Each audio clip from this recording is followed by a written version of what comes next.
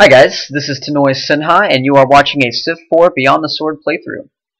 This is my second playthrough, and if you're interested in watching other playthroughs, you should definitely check out my first. It's at my YouTube account, that's user TKS2103. I want to give a big shout out to all the people who left comments about my last playthrough, either on the CivFanatics.com website or just directly commenting on YouTube. So just want to give a big thanks to you guys: QTie, Lord Paul 256, Cosmic D, the Sir Ram, Flobbing Donkey, the Mean Team, DJ Colin, Bold Ring, and Beatrix 202, Catakid 1, Waffle Thug, Shirtus, Brig Time, Ringo Kid, GSP Champ, Salty Dog, Shrubs, JMS, Killer G Bites, Cynthia Maria, Ignatius, Vicaboo, Kern, Planter, Linear Gamer, Who the Mac, Rubes, Bovine Spy, Mother Farquhar. So really happy that you guys left feedback. If I forgot your name, I apologize. And if you're watching now and you have an opinion that you want to express about the video, please log in and just, comment. Anything helps, even if it's like, you're terrible, you have no idea what you're doing in Civ, these videos are terrible, or, I really like what you're doing, just thanks for putting these videos up. All that feedback helps. It helps me structure what I'm going to do forward, helps me figure out if things are working or not working. So, big thanks for your feedback, guys. A lot of people recommended that I continue that game from the last playthrough, and I think that's a good idea. We'll definitely think about revisiting that playthrough at another point when we decide to talk about mid-game strategy.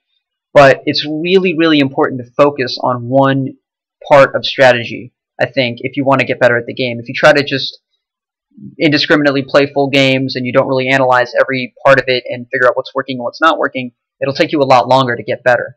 So I want to stick with the early game. That's really when I started getting a lot better, when I just focused on the first, kind of 150 turns or so. That's when I started really getting better, and that's what we'll focus on in these playthroughs for the time being. So again, if you're unfamiliar with the format, I just play the first 100 turns or so of a random Civ on a Pangea map. Pangea just so we avoid the isolated start problem. And pretty much everything is randomized, and we're on Emperor difficulty, and just try to make the best of our first 100 turns, try to get a good start. So, hope we draw somebody good. I think most leaders are pretty decent. You can probably be successful with any one of them. I mean, they're not all as good as Mansa Musa for sure. Mansa Musa is a very, very strong leader.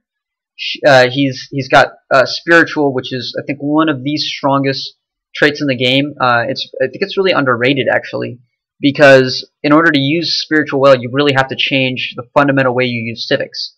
A lot of people use spiritual and they see that it prevents one turn of anarchy, and they just change civics the way they would with any other civ. They'll just every 30 turns they'll change civics or something when they're going to war, perhaps, or if they want to, rebuild after a war or something like that. And they look at the game and they're like, okay, I saved 5 turns of anarchy. Spiritual isn't that great. That's not the right way to use spiritual. If you have spiritual, you can change your civics every 5 or 10 turns. Just, immediately I want to put out 5 units right now. I'm just going to switch directly into the military civics right now. I'm going to switch into it immediately, and I'm going to go back to the growth civics once I get these units out. Things like that can really give you powerful boosts, incremental boosts to your empire. And I think, if you're using spiritual that way, you can really start to appreciate how powerful it is. Financial is just straight up and down really powerful. You get an extra commerce on plots with 2 commerce. Just a really great trait. And they actually had to nerf it, I think, in one of the expansions, because they took away one of the building modifiers that it gave you as well, because it's just so powerful. Unique unit is a skirmisher. It's an archer with an additional strength, and I think it's something to do with, another first strike chance maybe. I think it's awesome. I really like this archer. It really kind of favors going towards archery and just building these units. You can use them to attack even, and they're pretty cool. I really like them a lot. The unique building is the Mint. It's just a forge. It gives you an additional 10% to your gold, which dovetails really nicely with the financial trait that Mansa Musa has. So this will kind of bias us. Maybe hopefully we get some gems, gold and silver around to really make the forge a great building. But we'll definitely think about taking metal casting a bit earlier. Starting technologies I really like are these are the wheel and mining. And mining I think is great, really powerful. And then I think the wheels, it's always something that you're happy to have. It allows you to get a bit of an earlier start on your road network. That's something people commented on in the last playthrough a lot, just the lack of roads. And I think it's important to build roads for sure. So we'll try to do that a bit more in this playthrough. So overall, Mansa Musa is a great leader. Let's see if we can do something good with them.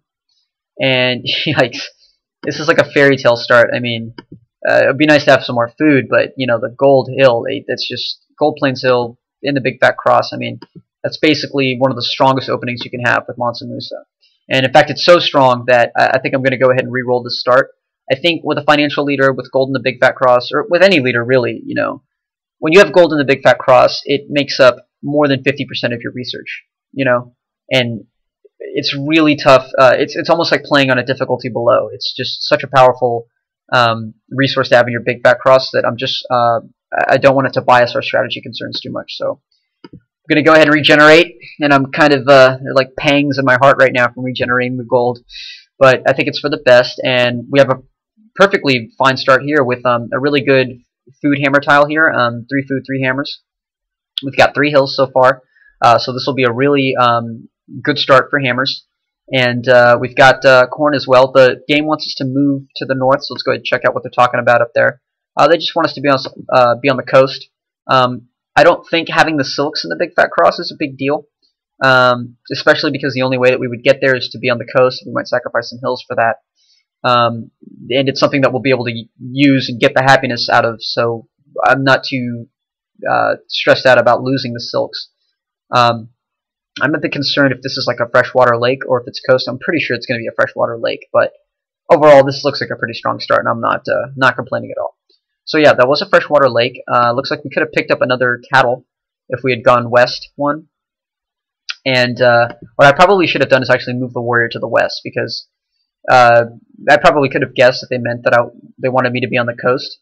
And moving west would have definitely given us a better city start, but you know, hindsight's 20/20. So can't beat ourselves up too much about that.